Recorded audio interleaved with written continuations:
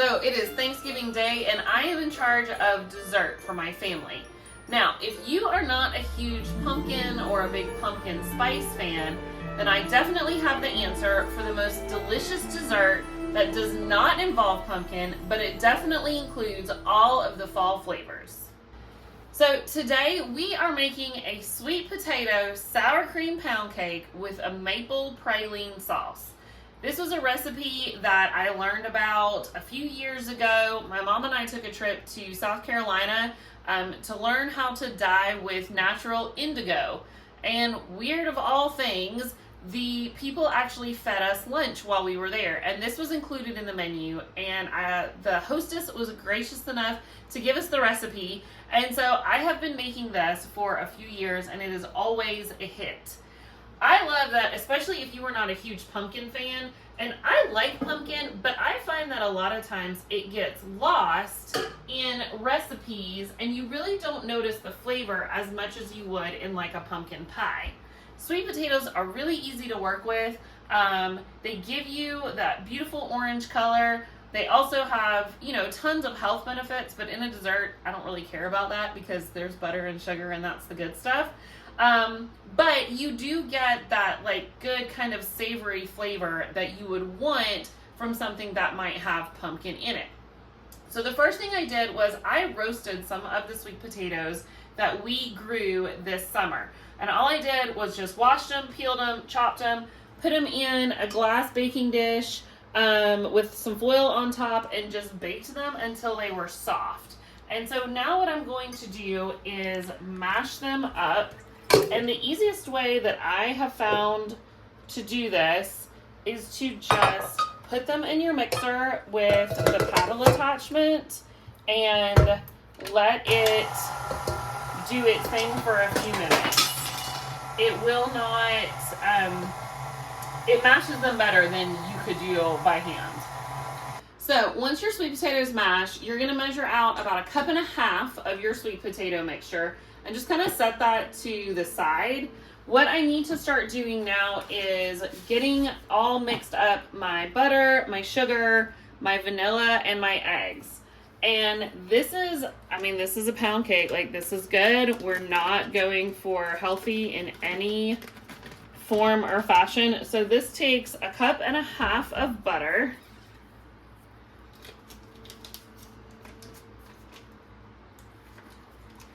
And I've just had these out this morning so that they would get to room temperature to make it easier to beat all of this together, basically. All right, so we have 1.5 cups of butter. I need 3/4 cup of brown sugar.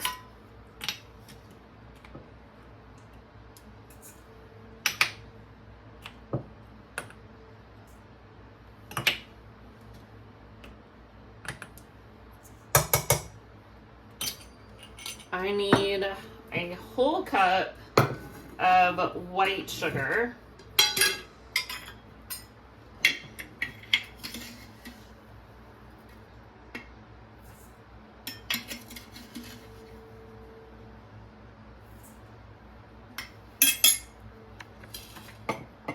And then I'm going to add in, it says 2 teaspoons of vanilla. I don't measure my vanilla. I'm very reckless with it because I really don't feel like you can ever have too much vanilla in a cake recipe. So I'm gonna mix that together and then I'm gonna add my eggs in one at a time. This recipe calls for 4 eggs. So while it does that, I am going to get my eggs cracked. I crack my eggs separate since these are our farm fresh eggs. I just always crack them in a separate bowl. One, it makes it a little bit easier for me versus trying to get it in the mixer. And then also, if you've ever cracked a bad egg, it's an experience you really would not forget. And I have been lucky. Oh, got a piece of shell in here. I have been really lucky in my life to have only ever cracked one bad egg. Got it. I got the shell. Woohoo, look at that. but it was an experience that I will never, never forget. And there's nothing worse than having a 1.5 cups of butter in the mixer and then putting a rotten egg on it and having to throw all of that away, especially with food prices being what they are. So it takes a few extra seconds, but it's absolutely worth it. Okay, so that's the last of the eggs. And now what I'm going to do is I'm just going to add in my sweet potato mixture.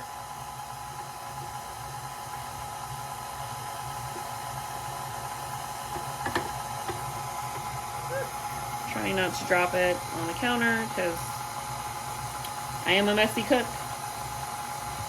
Can't even lie about that.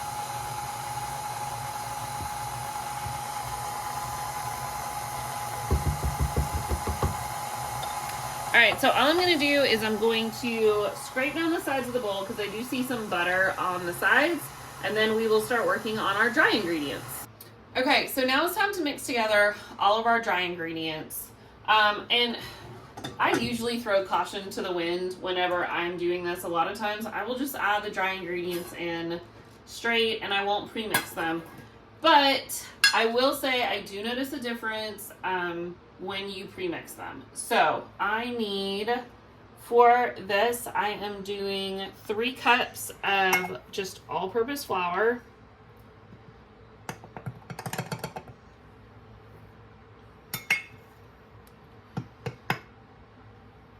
And when I'm baking is about the only time that I measure things. So if you're used to me not measuring things as far as cooking, this is the only time you'll see me do that. All right, I'm also going to add my salt, which is going to be 3/4 of a teaspoon of salt.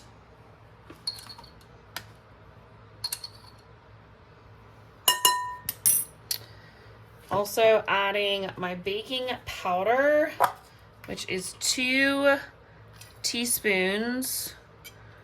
There we go. 2 teaspoons of baking powder.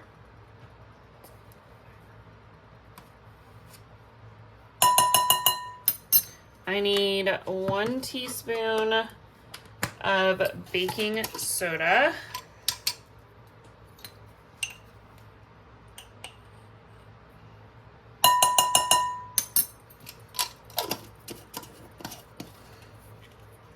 Then I need all of my seasonings. So cinnamon, ginger, and nutmeg are the seasonings for each of these, or for this cake. Okay, if I can get it out. There we go. And in my opinion, I think they actually go a little light-handed on their seasoning measures. They do, the recipe calls for a teaspoon and a half of cinnamon, and then half a teaspoon of ginger and half a teaspoon of nutmeg. And personally, I double it because I have just found this, there we go, whoop. This cake, because it's a pound cake, I find that if it doesn't have the spices in it doubled, they sort of get lost. And I don't know, when I'm eating cake, like, I really want to enjoy a really flavorful cake.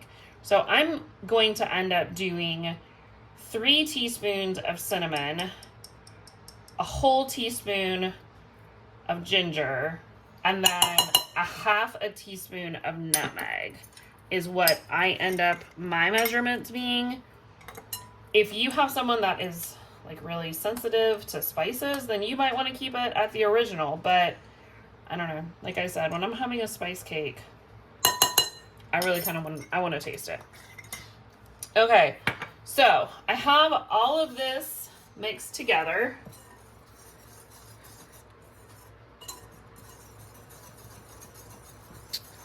And now we're going to start adding it to the mixer, but I am actually going to alternate adding in this dry mixture along with my sour cream. So let me grab that out of the refrigerator and we will get this all put together.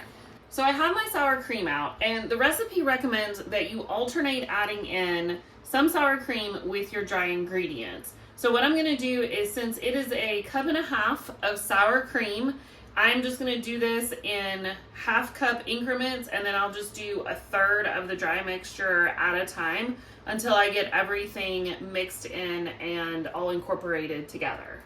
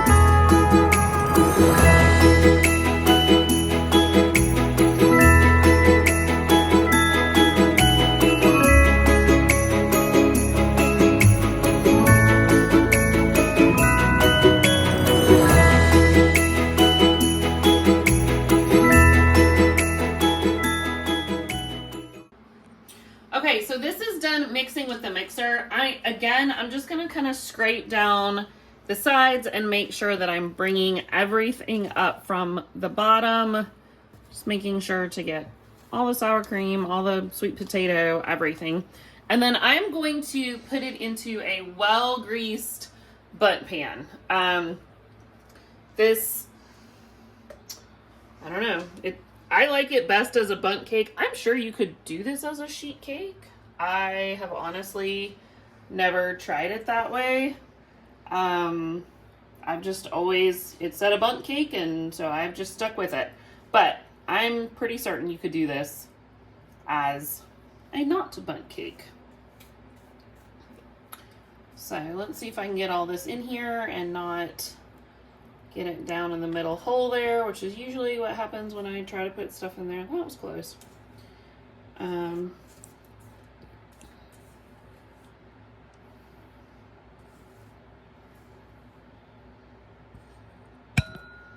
Almost did it there again.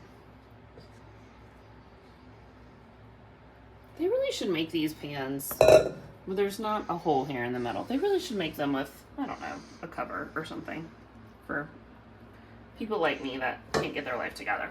All right. Trying to get this to settle a little bit. And then this is going to go in the oven at 350 for about 55 minutes to an hour. It's just kind of one of those things. I usually set my timer for about 45 minutes, and then I start doing the toothpick test, or the barbecue skewer test personally, to see if it is done or not. It has taken a little bit over an hour from time to time, but it usually stays right about an hour. So we're gonna get this put in the oven, and then we're gonna get started on the maple praline glaze, which is really what brings this to life. So the bonus of being the chef is you always get to taste the batter, and the bonus of having a cameraman is he gets to taste it too. No, you don't get the whole thing. You can like take some off. Thank you very much. There we go.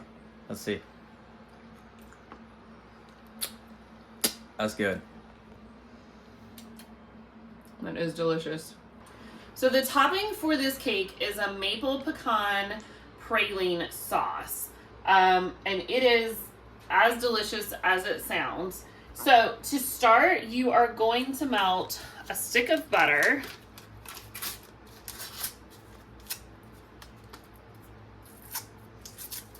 gonna try to get the paper off of it. All right, and then we need a cup and a fourth of brown sugar. So 1, 2, 3, 4, 5. And then we are going to need half a cup of heavy whipping cream.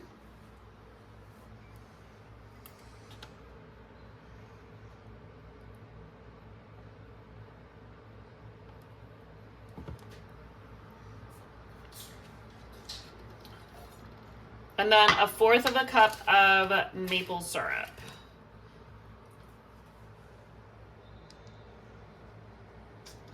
And clearly you can tell we ate waffles this week. So we go through a lot of maple syrup in our house.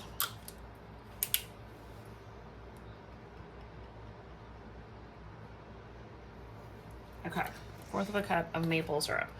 And then we are just gonna put this on the stovetop on low to get the butter to melt and to get the cream. Basically, we're almost making like a caramel sauce. So we're gonna get that started on low on the stove. Now, I will tell you, even if you are in a hurry, this is not a step that you want to rush, because this will boil over pretty easy, especially once it gets going. So I just kind of babysit it. You don't have to like stand here and mix the whole time, but you definitely want to stay close by and keep an eye on it, because if you've ever had burnt sugar on your stove, you know that you never want to have that happen again. So the next thing is to chop your pecans. Now, you absolutely can buy chopped pecans. I normally buy chopped pecans. They did not have any chopped pecans in the grocery store when I went. So I had to buy the halves. So while that is melting on the oven and combining and doing its magic, I'm gonna go ahead and get 1 cup of pecans chopped up, so that when that is melted, I can pull it off and add in the rest of my ingredients, and then we'll be ready to get the cake out, I hope.